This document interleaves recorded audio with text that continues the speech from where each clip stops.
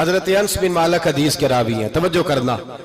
کہتے ہیں ایک بی بی حضور کے پاس آئی، اپنا علاقہ چھوڑ آئی، آ کے کھڑی ہوئی تو اس نے کہا حضور میں خاندان بھی چھوڑ آئی ہوں، سسرال بھی، میکا بھی، ننیال بھی، ددیال بھی، میں ہر ایک کو چھوڑ آئی ہوں. میں جائیداد والی تھی وہ بھی چھوڑ آئی ہوں، مال دولت بھی چھوڑ، ایک میرا بیٹا تھا جوان وہ میں ساتھ لائی ہوں. سونیا یہ آپ کی نوکری کرے گا اور میں حضرت فاطمہ کی ڈیوٹی کروں گی، میں حضرت عائشہ کے برتن دھویا کروں گی، میں بھی نوکری کروں گی. حاضر ہے. فرماتے ہیں رسول پاک نے بچہ اصحاب صفہ میں رکھ لیا، اصحاب صفہ میں، اور بی بی کو نبی پاک صلی اللہ علیہ وسلم نے عورتوں کے ساتھ متعین کیا. حضرت انس کہتے ہیں وہ نوجوان بڑا پیارا، بڑا میٹھا، بڑا دھیما، بڑا وفاشار، وہ سبق اچھی طرح یاد کرتا، وہ نماز دلچسپی سے پڑھتا، وہ حضور کی باتوں کو غور سے سنتا، وہ رسیلا، وہ سنجیدہ، وہ کم گو، وہ میٹھا، وہ پیارا. کہتے ہیں بڑی دلکشا طبیعت، اس کی مقناطیسی سی شخصیت، طبیعت کھنچی چلی جائے اس کی طرف. بڑا حسین و جمیل وہ نوجوان. اس ماں بیٹے کے تذکرے ہونے لگے کہ بڑی جائیدادیں چھوڑ کے آئے، بڑے مال والے، انہوں نے بڑی قربانی دی ہے، ہر رشتہ ناتا توڑ کے رب رسول سے یارانہ لگایا ہے. اللہ بڑا بے نیاز ہے. وہ بچہ بیمار ہو گیا، شدید علیل ہوا. حضرت انس بن مالک فرماتے ہیں ہم قریب جا کے بیٹھے تیمارداری کرنے تو اتنا علیل ہوا کہ اس کا وجود کانپنے لگا.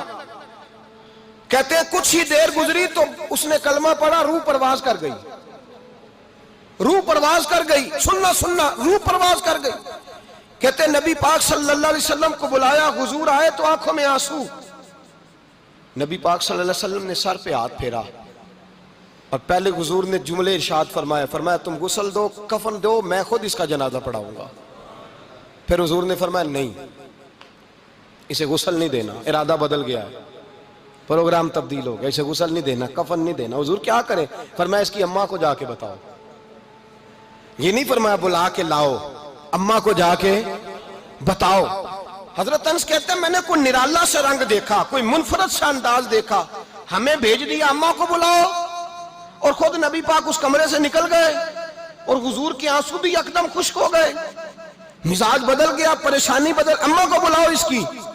پتہ نہیں ارادہ ہے محبوب کیا ہے، ارادہ ہے خدا کیا ہے. کہتے اس کی اماں کو جا کے خبر دی تو ماں کو تو بس کوئی اتنا بتا دے کہ بیٹا سائیکل سے گر گیا ہے، سائیکل سے گر گیا ہے. اماں ساری رات سوتی نہیں. ایک شاعر نے کہا تھا ایک مدت ہوئی میری ماں نہیں سوئی، میں نے ایک رات کہا تھا مجھے ڈر لگتا ہے، ایک رات کہا تھا مجھے ڈر لگتا ہے. یہ اپنے اپنے رنگ ہوتے ہیں، اپنا اپنا انداز ہوتا ہے. رمضان شریف کا مہینہ آتا تو میری اماں جی کہاں گری کا تیل منگاتی، چیزیں منگاتی، اور پھر زبردستی میں منع کرتا کہ اماں جی نہیں یہ آپ کیا کر رہی ہیں، میں تو تیل ویسے بھی ذرا کم استعمال کرتا ہوں، تو رگڑ رگڑ کے، اور نہیں کتابیں بڑی موٹی ہیں، فلاں چیز بڑی موٹی، اس کا رنگ تھوڑا نرالا ہے. اور یہ جو ماں کا رنگ ہے نا، اس جیسا رنگ دوسرا ملتا بھی کوئی نہیں دنیا میں.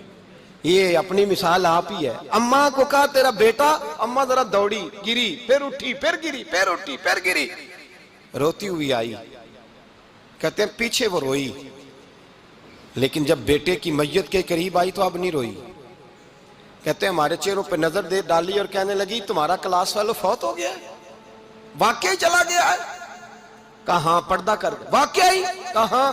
کہتے ہیں اماں نا زمین پہ بیٹھی اور پہلے اس نے بیٹے کے پیر اٹھا کے چومے، پھر سینے پہ رکھے، پھر وہاں سے اٹھی اور ادھر آئی، سر سجدے میں رکھا اور دونوں ہاتھ اٹھا کے کہنے لگی اے اللہ میں دولت کے لیے ایمان نہیں لائی تھی، اے اللہ میں جائیدادوں کے لیے کلمہ نہیں پڑھا تھا، مولا میں تیری بارگاہ میں آئی تھی تو میں تیرے اور تیرے رسول کو مان کر آئی تھی.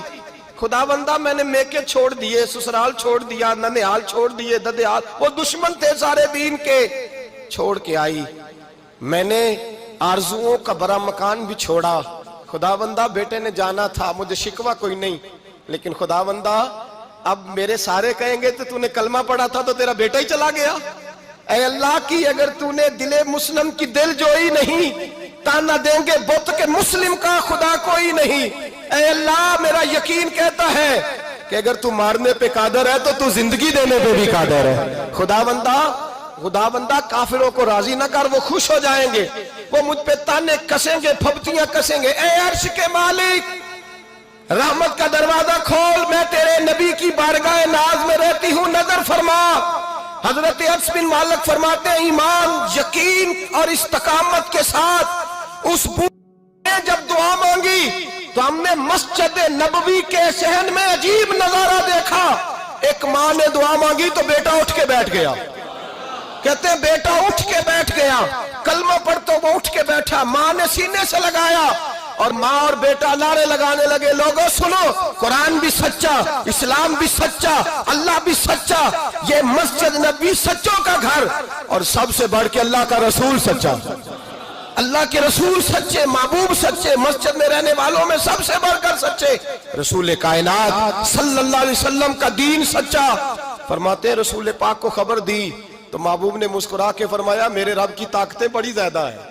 ان اللہ علی کل شیء قدیر، اللہ کی طاقت بڑی ہے. ایمان تھا، یقین، استقامت، بچہ اٹھ کے بیٹھ گیا.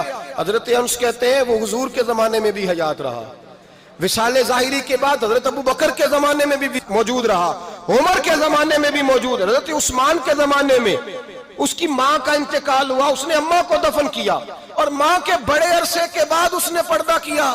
جب ہم اس کی طرف دیکھتے تھے نا، دیکھتے اس کی طرف تھے پر ہمیں اس کی اماں کا ایمان یاد آ جاتا تھا، ہمیں یقین. او بھائی، کبھی تو نے رب کریم کی بارگاہ میں سر سجدے میں رکھ کے مانگا ہی نہیں، تو کبھی آیا ہی نہیں، ورنہ اس کے دروازے سے کوئی خالی جا سکتا؟